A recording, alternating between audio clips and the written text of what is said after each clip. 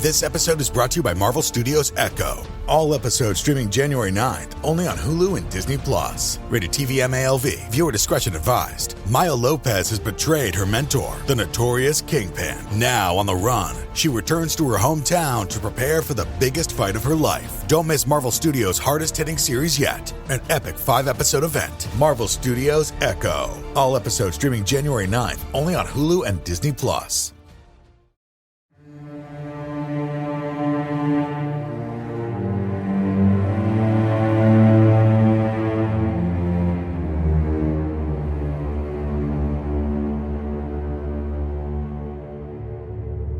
Hello, and welcome to Scare You to Sleep.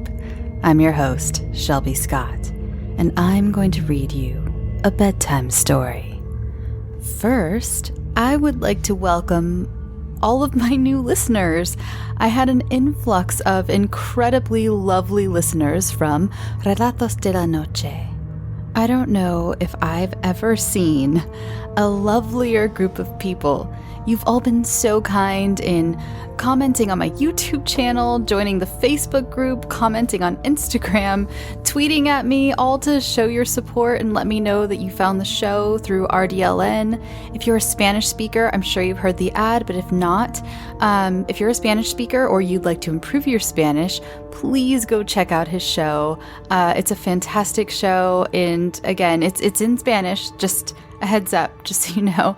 But I hope he's felt all the love and kindness from my listeners as I have from his, because you've all been, seriously, I've never done a promo swap where I've had these fans from this other show been so, like, I heard about you from here, like, in this quantity, and quality. Thank you so much. I just had to shout you out at the beginning, and welcome.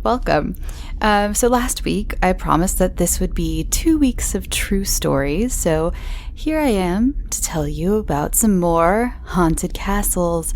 Yes, I have, if you're new to the show, there is another Haunted Castles episode somewhere in there. I can't remember from when, but it's been a while. I was in the mood for some gory and sometimes romantic history with some incredibly scary specters sprinkled in. So grab something to drink, relax, and let me take you on a journey of these frightening fortresses.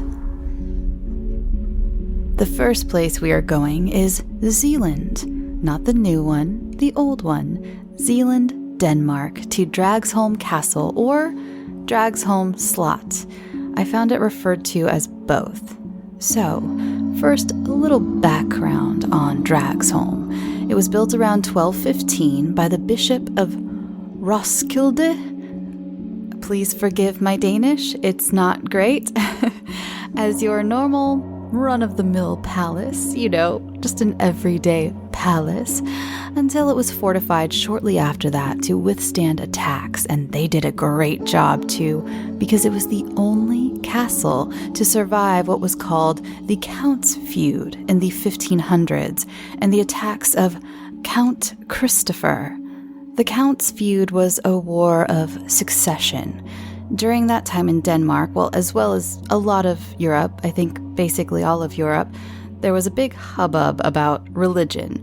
Lots of people still wanted to be Catholic and wanted the Catholic Church to continue to be in charge, including Count Christopher, who is the one who tried to destroy Dragsholm. But others supported a Protestant ruler named King Christian III. The Count's Feud and all of that's a whole thing, and we have ghosts to get to, but if you're interested in 16th century Danish religious wars, then I suggest looking it up. I did some extra reading, and it's pretty fascinating. So, Dragsholm. After the Count's Feud, spoilers, the Protestants won. I don't know who you had money on, but that's who won. And the crown seized anything that was previously owned by the Catholic Church. Remember I told you that Dragsholm was built and named by a bishop?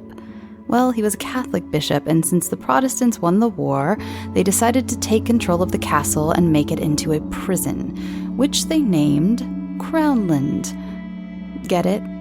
Because it belonged to the crown? Yeah. Oh, and before I move on, the bishop is perhaps our first ghost on the tour. At least, maybe he's one of those ghosts that no one really has seen, but they hear a man moaning in the halls of what was once prison cells, so it's believed to be the bishop mourning the loss of his beloved palace. But it was a prison, so if you ask me, if you hear a man moaning in the halls, it could be any number of probably hundreds or thousands of prisoners.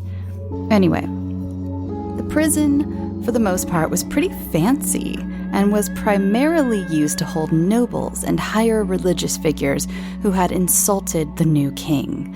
A lot of the cells even had toilets and windows. It was the Ritz of prisons. And I don't mean that sarcastically. I mean, this was the 1500s, 1600s. To have toilets, I mean, that's a pretty big deal. I mean, for some people, it was the Ritz of prisons. See, not everyone got a presidential suite. Some were very much still subject to what we know of as middle-aged prisons. And since they had such noble clientele, they of course had their fair share of celebrities of the time, including James Hepburn, the 4th Earl of Bothwell, 3rd husband of Mary, Queen of Scots. Oh, I just did an English accent, and I guess I should have done a Scottish one, but I don't know how to do that, so he is our second ghost of the tour. See, a lot of historians think that the marriage between Mary and James was a forced show of a marriage because of the religious climate that was going on at the time. Like I said, it wasn't just in Denmark. All of Europe was pretty on its toes religiously, but Mary wasn't his first wife. He wasn't her first husband either, but we'll get to that. In fact, James was pretty well known to have led a pretty scandalous life in Scotland.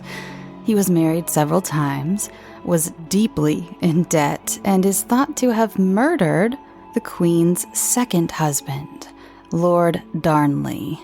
Well, Lord Darnley's fellow Lord pals confronted Mary and James during what is now known as the Battle of Carberry Hill.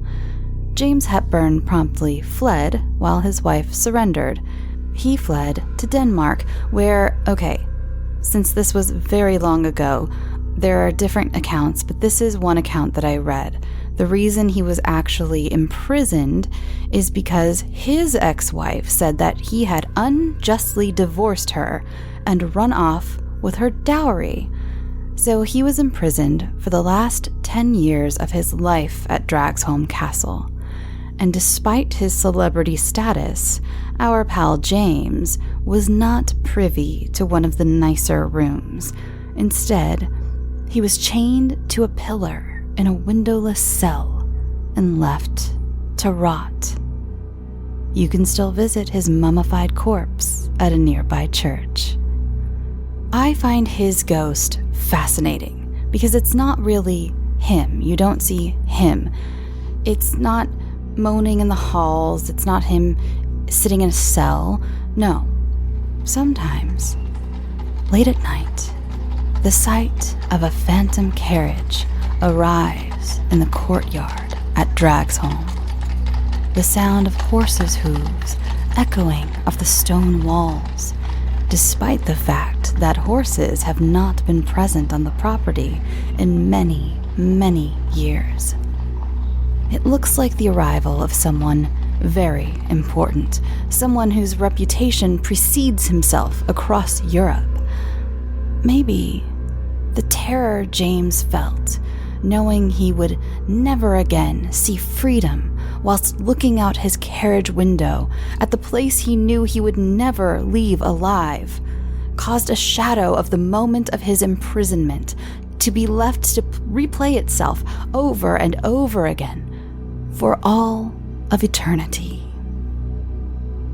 Another notable ghost from this time is that of someone whose name I am not going to pronounce correctly. I tried. I looked it up. It's not coming out of my mouth right. I apologize to my Danish listeners. Eiler, Eljer, Brockenhus. I'm going to leave it at that.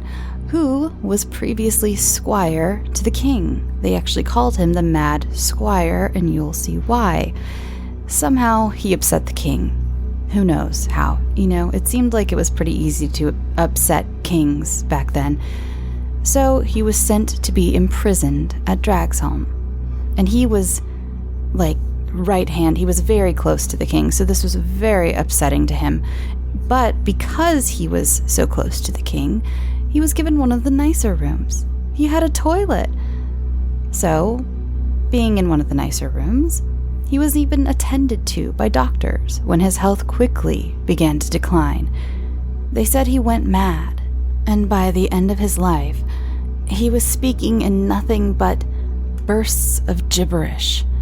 And some say, when you pass near where his cell was located, you will still hear him rambling incoherently, mad after all these hundreds of years. So, in the 1600s, the castle was blown up by the Swedish and rebuilt in the Baroque style. Yes, there's more to that story, but I don't have time for that, and I don't know if you want to hear it. And I don't even know if it was the 1600s, really. It was during the reign of this one king, and he was mostly king in the 1600s, and apparently there were a lot, he was responsible for a whole lot of wars between Sweden and Denmark. Anyway, Sweden blew up the castle, literally blew it up. And it was in ruins. So that brings us to the newer part of its timeline, after it was rebuilt, as I said, in the Baroque style. So our next ghost is a tragic tale that actually comes with proof. And if you remember my last episode when it came to the last Haunted Castles episode, this one reminded me a lot of Chillingham Castle in England, because so many of those stories would go on for years being just, told over and over again.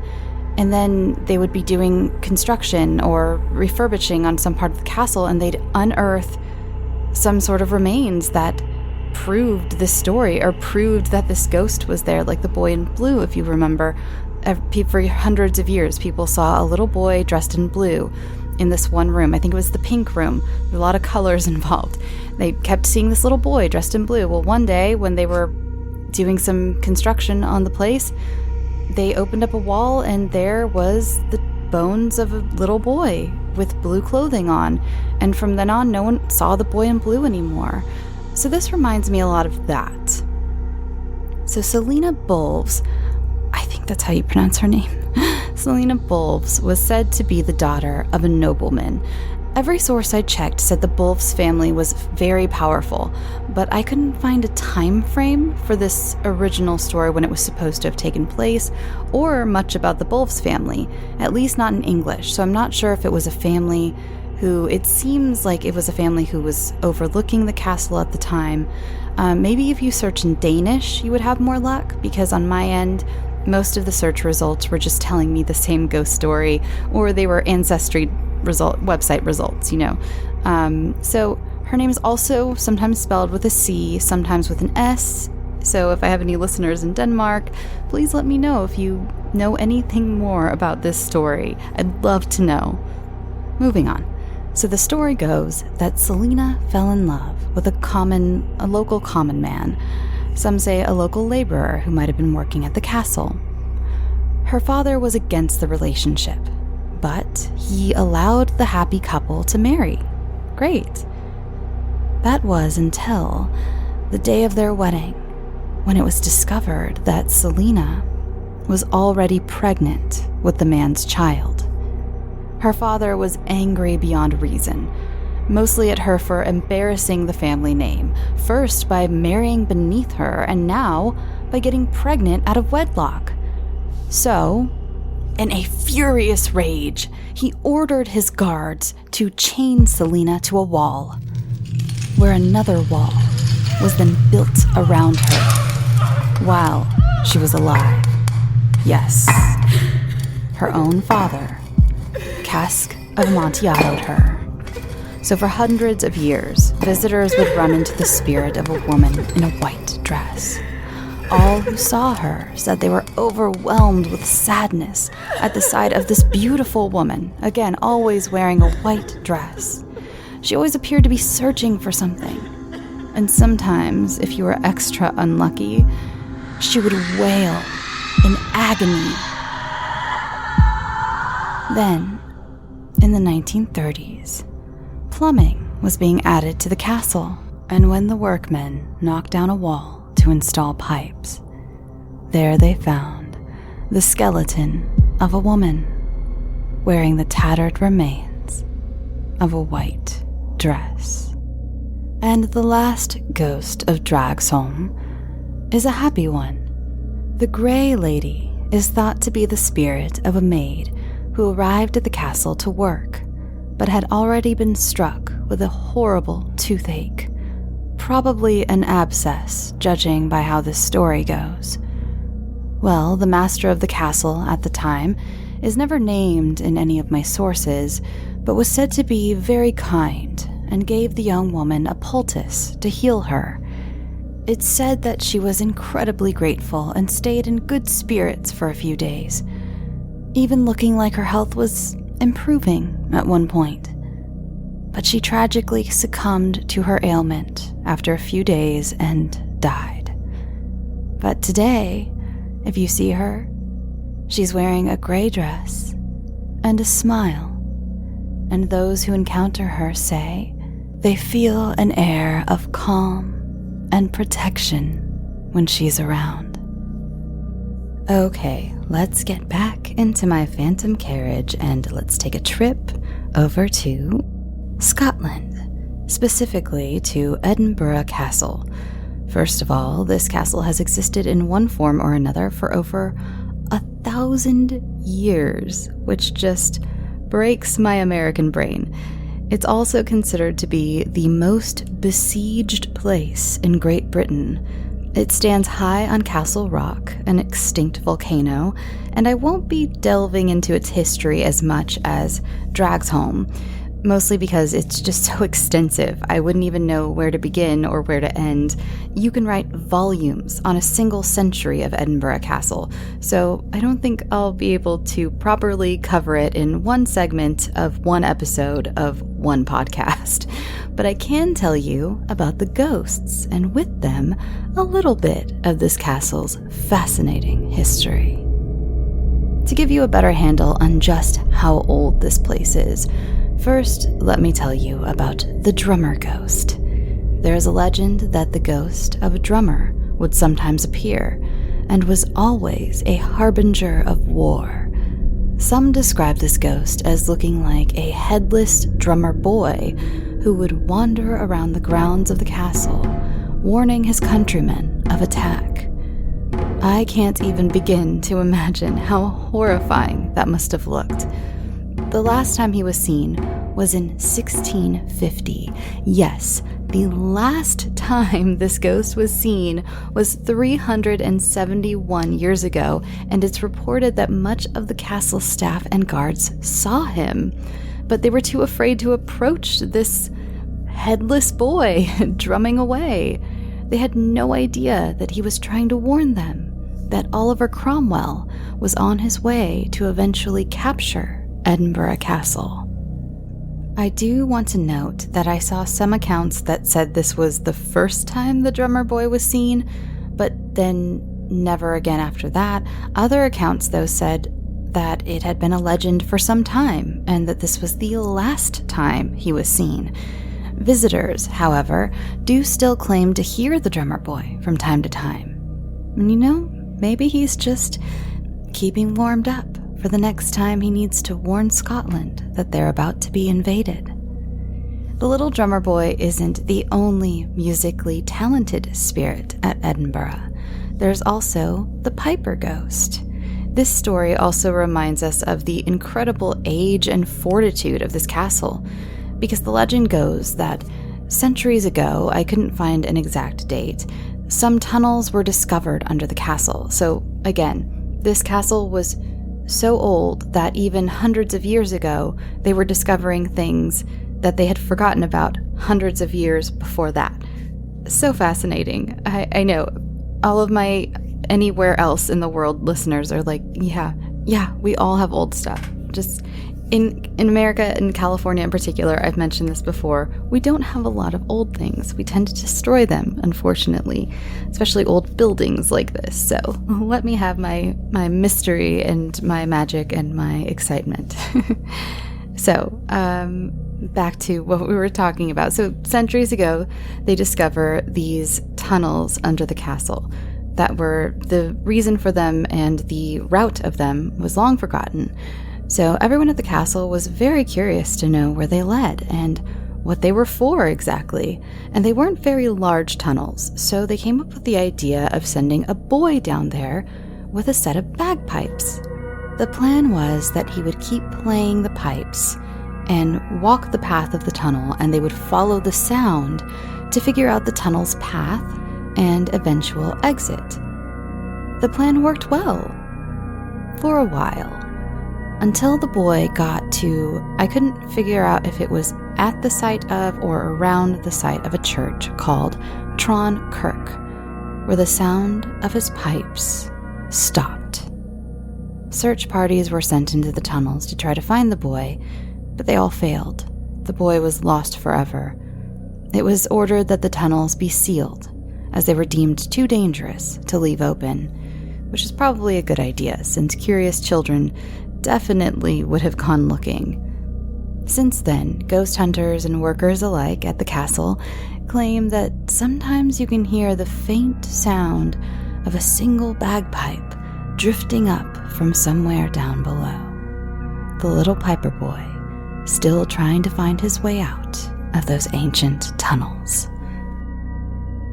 Hey there, it's the new year. You've got mood boards and resolutions, and work is back in full swing, and you don't need any extra stress in your life. And Factor's ready-to-eat meal delivery takes the stress out of meal planning and sets you up for success in the new year. Skip the grocery stores, prep work, and cooking fatigue. Instead, get chef-crafted, dietitian-approved meals delivered right to your door, with over 35 meals to choose from per week, including options like keto, calorie smart, vegan plus veggie, and more. Plus over 55 weekly add-ons. You'll have a ton of nutritious and flavorful options to kickstart your resolutions. Forget frantic lunch preps and rush dinners. Factor's 2-minute meals are your secret weapon in the new year. Fuel up fast with restaurant-quality meals, all delivered right to your door. Factor now offers loads of snack options like breakfast, smoothies, juices, snacks, and more to keep me going no matter what's on the schedule.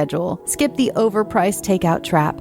Factor is cheaper and way more delicious than takeout. Get chef-crafted, restaurant-quality meals delivered right to your door. They are ready to heat and eat in just 2 minutes, which means more time for you. Need a special occasion meal? Gourmet Plus is the perfect solution if you're looking for fast, upscale options done easily. When things get hectic, Factor is flexible. Change up your order every week with plans from 4 to 18 meals per week. Or pause or reschedule your deliveries anytime. Stress less over meal times in the new year. Factor's no prep, no mess meals free up time otherwise spent on shopping, cooking, and cleanup.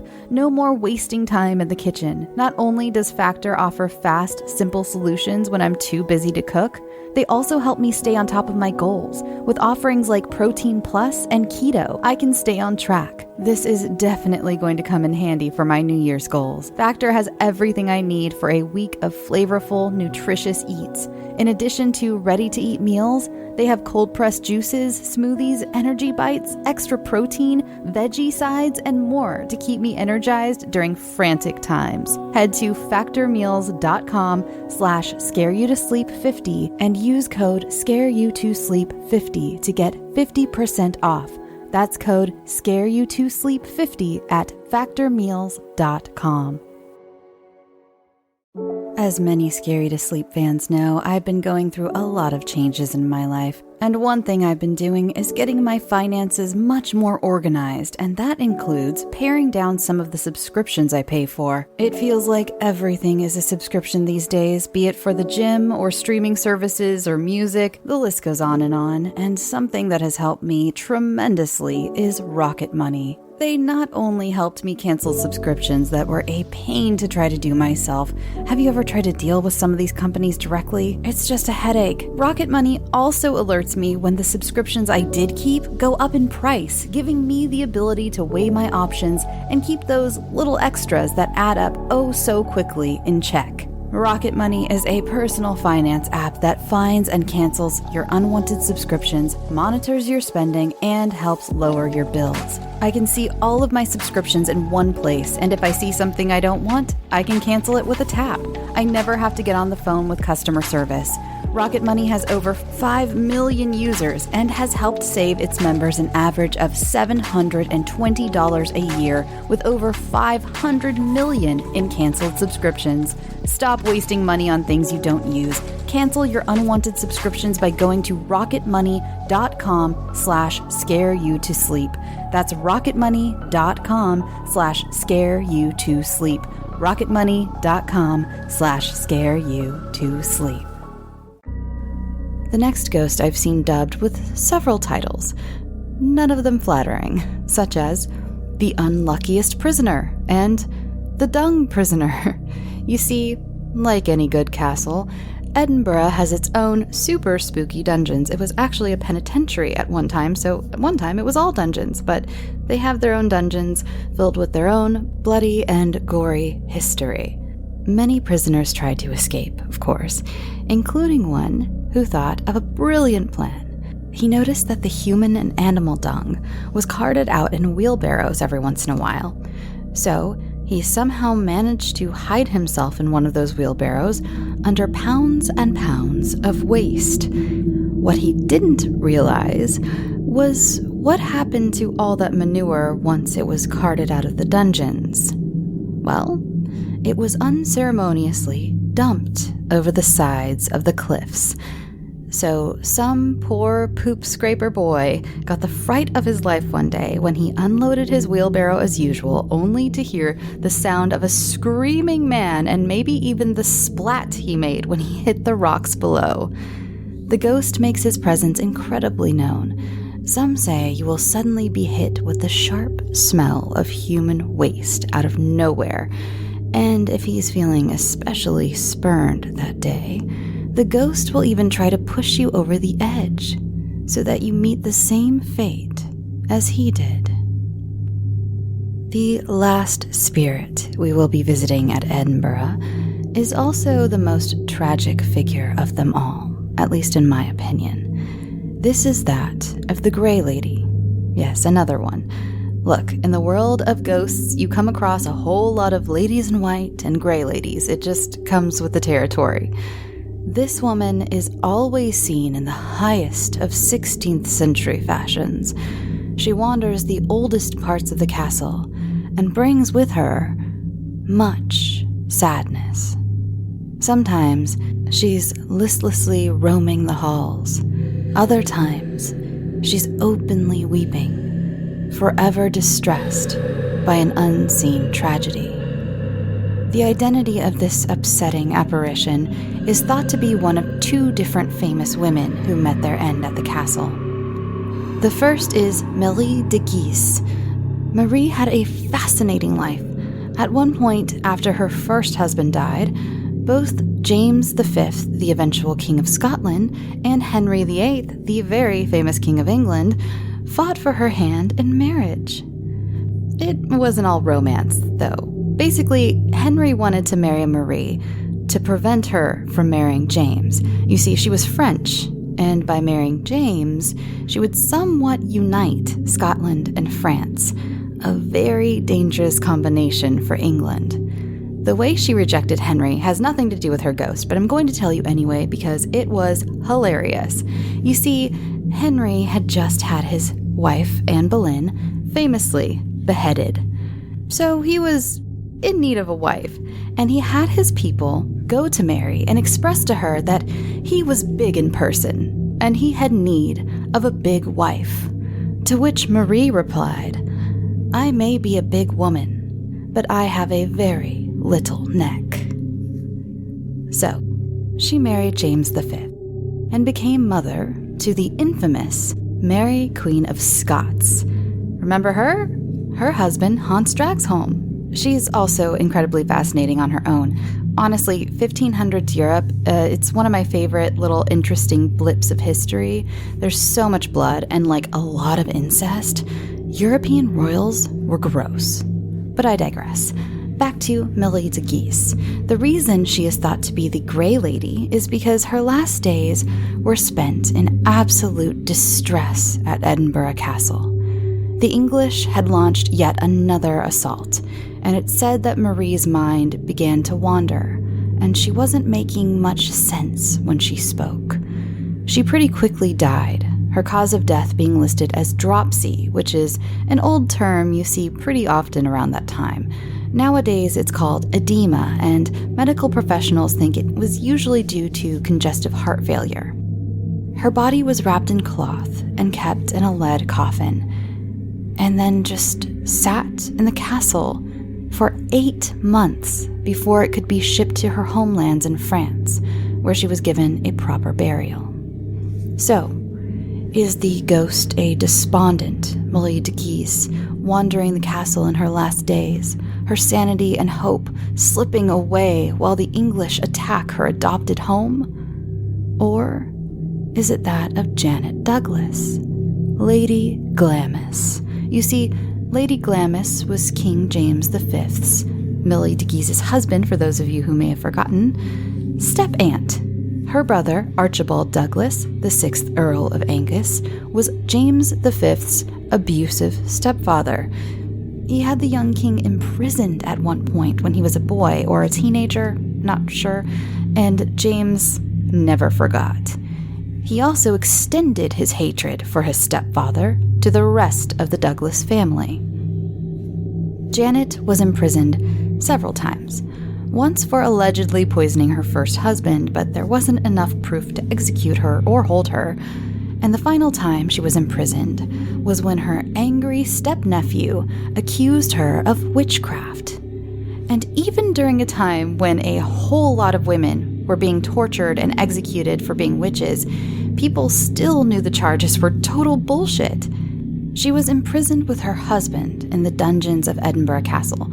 Her husband actually managed to escape, but was quickly caught and killed.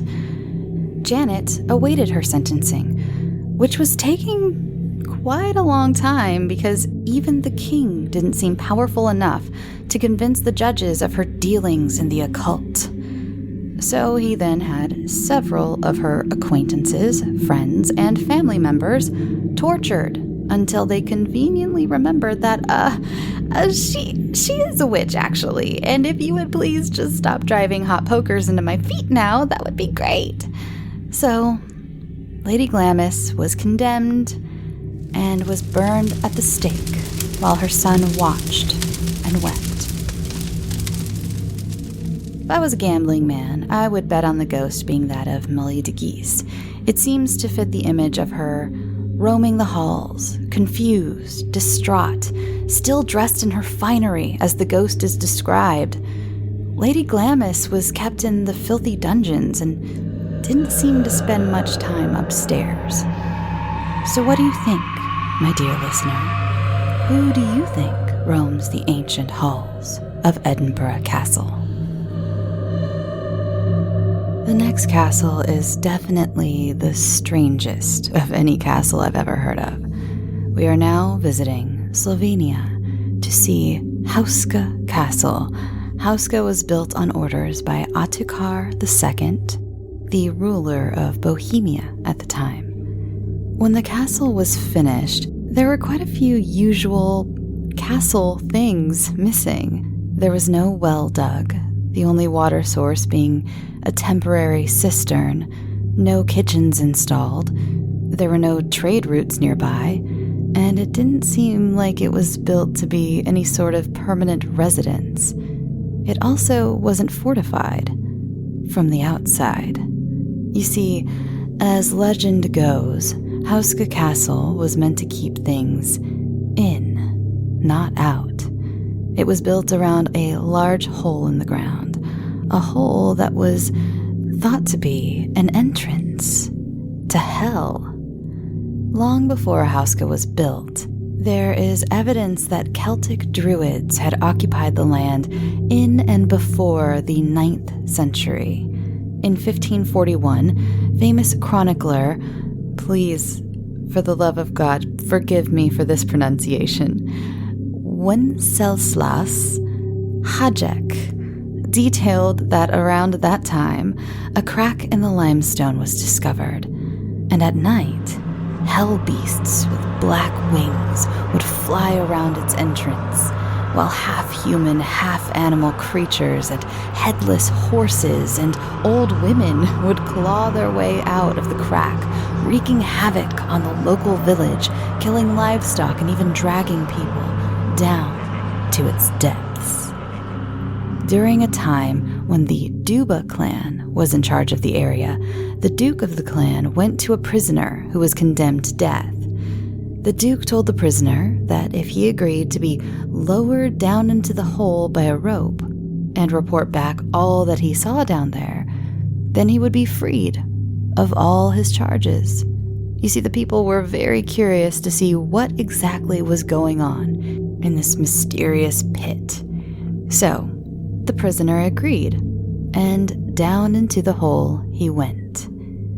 As the Duke's men lowered the rope, lower and lower, there was quiet, until, after some time, the man began screaming. The men quickly pulled him back through the opening, only to discover that the prisoner's hair had turned snow white, and he looked as if he had aged many years. The man died soon after, and had gone too insane to ever explain what he saw.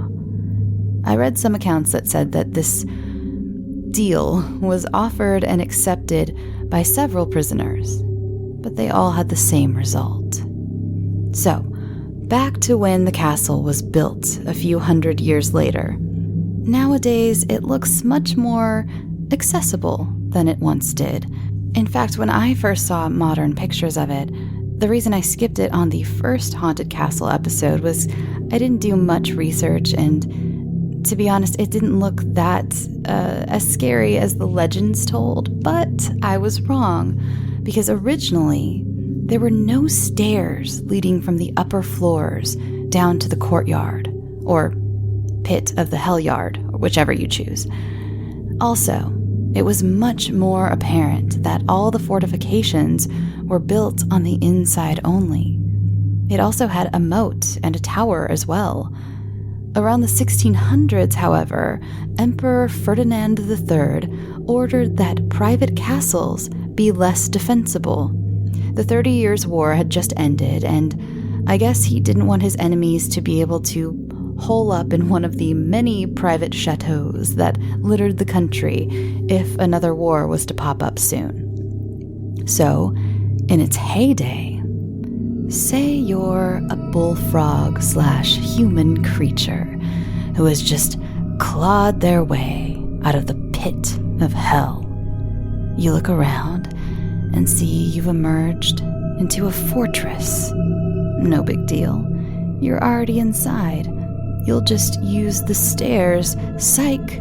No stairs for you to gain entrance to the interior of these fortress walls. Oh, and there's a tower, probably with a guard watching you. And even if you do manage to somehow get to the outside, there's a huge moat to stop you or slow you down while the humans, I don't know, shoot you with arrows that have been blessed by a holy man or something. That was all something I made up, by the way. This is nothing from the actual legend, just something I like to picture. Anyway, you get the picture. No one was getting out of this thing. Since then, it's been renovated to be much more welcoming, which is why I was thrown off. The tower was dismantled, the moat was filled in, and there were stairs added, and a lot of safety railings around the hole. After the 30 Years' War, a Swedish commander named Oranto, who made my Google Drive document very angry because it corrected this name to Toronto every single time I typed it, no matter how many times I corrected it. Sometimes it wouldn't even let me change it back. It was just like, you were clearly wrong. It is Toronto. No, Google, it is Oranto. And he is said to have taken over Houska for a time. Oranto was a black magician and tried to use the famed portal to perform dark rituals. The locals were not happy about it, probably mostly because he would take their livestock for animal sacrifices. He was also said to be incredibly cruel to the locals, and they were over it. So, one night, 2 local accomplished hunters from the village moseyed on down to Houska. Oranto was doing his little alchemy experiments, conveniently right in front of a window. So, it wasn't terribly difficult for them to aim and fire a shot through the window, directly into his head. The ghost of this angry military magician is said to still stalk the halls of Houska, still very upset about his death, and I can see why, because allegedly the alchemy experiments he was doing had a lot to do with how to become immortal, and that didn't quite happen. Okay, now we need to take a little trip forward in time to the 1930s. I'm sure some of you history buffs know exactly where this is going. During that time, Houska Castle was occupied by the Nazis, which was odd because strategically there was no reason for them to be there when it came to the overall, where the Nazis fanned out in Europe over the duration of the war. But I'm sure most of you know this already. But the Nazis dabbled quite a bit in the occult. Heinrich Himmler, a leading member and chief officer of the Nazi Party, had a huge collection. I'm talking over 13,000 books and manuscripts on the occult. I might do a whole episode on Nazis and their paranormal shenanigans they got into, because it sounds apocryphal, but there is a whole lot of evidence of their experiments with Dungeons and Dragons level spellcasting. Anyway, Houska is thought to be one of the main places for these experiments, probably because of the whole hell pit thing, Locals at the time said that they saw strange lights at night and would hear screaming and moaning coming from the castle, along with other strange sounds. There was also allegedly some eugenics-type breeding experiments going on there. I won't go into that. Maybe we will, for if you decide you all want a supernatural Nazi episode. Let me know. That brings us to today, where the current owners have not allowed any excavations into the pit, despite there being so many modern technologies to allow for fascinating explorations. I mean, imagine what we could see. We could finally figure out what's in the pit. The owners are afraid that the Nazis might have left explosives down there.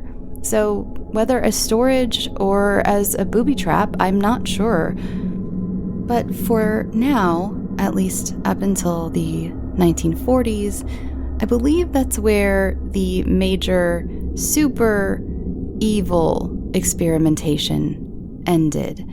Oh, and I forgot to mention, there is a chapel inside the castle now, which was not original, but I've heard it's got beautiful stained glass with visions of revelations, or for those who don't know, that is the Christian ideal of the apocalypse. I think that's where the word apocalypse came from. I might be mistaken.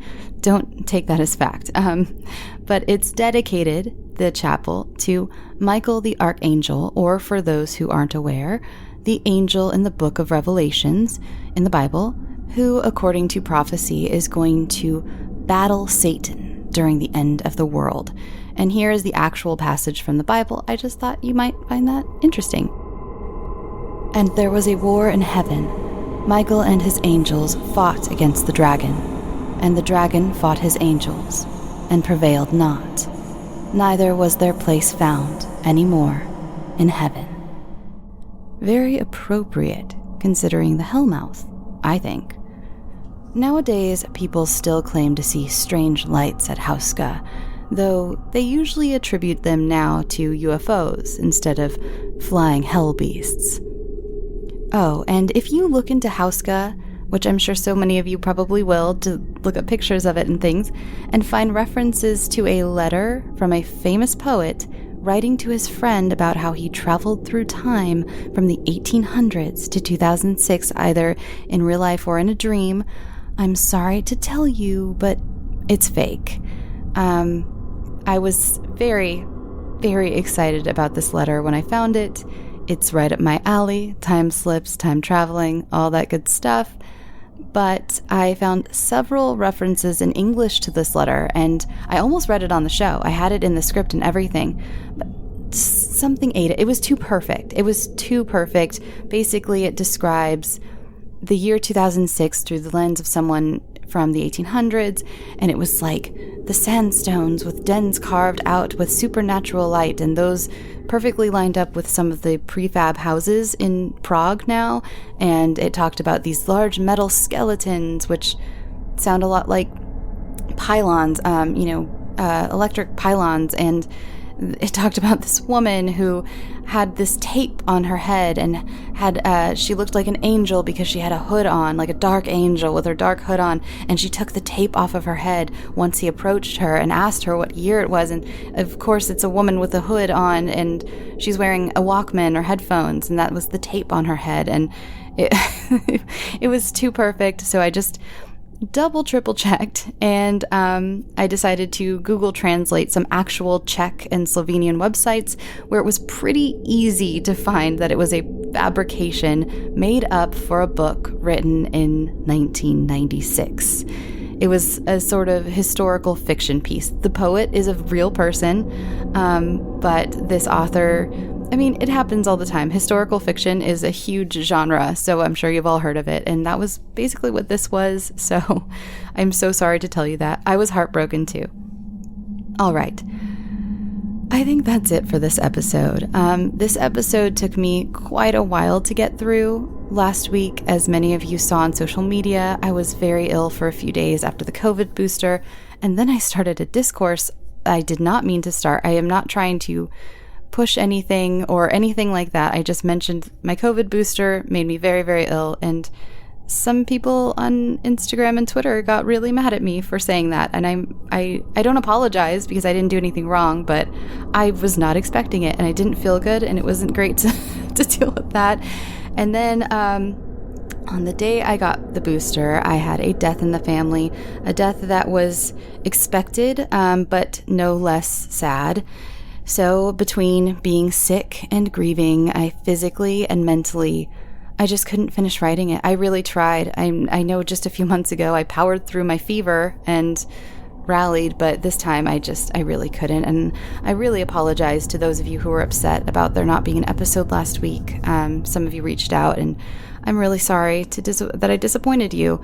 So yeah, but I do want to thank Acast, my host site. They invited me to the Pod Movement party at Tom's Watch Bar on Wednesday night. I'm sure, I don't know, many of you might have gone to Pod Movement. And if you did, if you went to Tom's Watch Bar for the little networking party, I was there. They invited me at not the last minute, but a few days before. And when I got there, I had no idea. The Scare You to Sleep logo was playing on more screens than I could count, like in downtown LA. This is a place when I used to do background acting, which was awful, I just had like one of my worst days there. I won't talk about the show or the celebrities involved because I just don't want to start that, but it was just a really bad day. And then to be there again years later, I mean, I've been there since, but still, like, to be there years later at a place where I had just really bad memories, to see my show's logo, I was floored seeing this little show, my little show, being highlighted in such a big way. I mean, it's all thanks to you, all of you who are listening right now. Even if you're new, it's because of you. And I can't thank you enough. It was such a big moment. I was stunned. I was honestly stunned. I'm a very quiet person in person. I'm very shy. So I really wanted to, internally, I was screaming and jumping up and down. But in person, I was just like sitting there in my pink dress, just like sipping on my ginger ale and being very excited at this bar full of many, many people. I didn't talk to many people. I'm very shy in person. So if you were there, then I don't know. I wish you would have come up and talked to me. But if you weren't, what am I even saying now? If you weren't, just weren't there. But anyway, so that's just, if in the future, if you ever see me in person, and feel free to come up and speak to me. I am just very shy and I don't go up to people, but I'm happy when people come up to me because I love people and I love talking. I just don't ever know how to start a conversation. I wasn't built with that. I wasn't born with that built into me, that ability to start conversations. Okay. All right. If you want to be a little closer to the Scare You to Sleep family or cult, or I haven't thought of a name. If you have a name for all of you, I don't like naming my listeners. In fact, people call you, will talk about my fans. I don't even like saying the word fans. It feels weird. You're my listeners. We're all in this together. So, but anyway, if you want to be part of that, you can follow the show on Twitter, Instagram, and Facebook at Scare You to Sleep. For Facebook, it is a group, so just feel free to say podcast, or you can say hi. I'm the one who approves everything. I think I'm the only one still modding the group, so feel free to drop me a little note and I'll see it. So yeah, if you go to Facebook, just search Scare You to Sleep. But yeah, Twitter and Instagram, just all one word, Scare You to Sleep. Pretty easy. If you want me to produce a story for the show for you, I'm so excited to get back to fiction, to be honest. I'm so excited to get back to sound effects and music and all that stuff after these rough 2 weeks. So if you have a short story that you would like me to turn into a Scare You to Sleep thing, I feel like it's like mixed media art. That's what I see it as. It's like a collaboration between the two of us. You send me a story and I turn it into an audio experience. So yeah, if you'd like me to do that, or if you want to be at least considered for the show, send it to scareyoutosleep@gmail.com. I do want to make a note. If you DM me stories, I'm not going to see them. Or if I do see them, I'm going to forget about them. Or I'll probably just immediately, if I do see them, I will tell you, please just email this. So don't DM me any stories. They just get lost and my DMs have become a mess. Yeah, on all of the things, all of the apps, over all the apps. So yeah, just email them to me. Or if you have a pertinent question or something, also email it to me. Won't necessarily get back to you right away, but it's more likely I'll get back to you over email than over a DM. So yeah. Okay. And quickly before I say goodbye, here are the Patreon shoutouts. Thank you so much to those of you who have joined from the bottom of my heart. Seriously, you're making my dreams come true. And there's a lot of stuff on the way. Like I said, I have so much planned that I had scheduled to finish these last 2 weeks. And those bad things happened and I didn't get to them. And I am really, really sorry. But I can thank you at least right now. So thank you so much to Isabel Watson, Deborah Ambridge Fisher, Mighty Firstborn, Mighty Firstborn, Lindsay Sullivan, Christy Golden, Thomas Lang, I'm sorry, Murdoch Ralston. Oh, Murdoch. Oh my God, I've seen you a bunch on Facebook. Yes. Jody and Anthony. I like these couple accounts. My husband and I need to do that. We have 2 separate Patreons and it's so dumb. I don't know why we don't do this combined thing, but I guess we could, I don't know. Tracy Kuhn. Thank you, Tracy. Reese Visentin. Yes. Chris, I always say yes as if I've decided that's how your name is pronounced now. I don't mean it that way. I'm sorry if it comes off that way. Christopher G, Candace Whiteman, and Danielle Smith. Thank you so much. And all of you who are with Patreon, again, feel free to roast the way I just said your name under this episode, which, if you don't know, if you go to Patreon for as little as $1 a month, you can get all of these episodes ad-free. And it's the best option if you like to sleep with the show. It's only $1 and helps me out, and you get ad-free. Also, I'm not sure if some of my Patreon users know the Patreon app is really helpful, but also you get an RSS feed when you first join, and you can plug that into something like Podcast Addict, and you should be able to just like pull up all of the audio episodes into your little guy playlist. The word is playlist. It's playlist. Thank you so much. Again, I am very touched by what happened on Wednesday, and again, that's all because of you. I directly thank you for it, and Acast is all they're amazing. Thank you so much. I will see you next week, and I promise I really will have bonuses. The beginning of this episode, by the way, was recorded last week before I got really sick and before I found out my family member passed away. So that's maybe why the tone is a little shifted in the middle. If it is, I'm not sure. Maybe it's not. Maybe I just gave it away and you had no idea. And so yeah. All right, I'm gonna go. I love you so much. Thank you again for everything. All right, go get some sleep. Oh, drink your water and sweet dreams.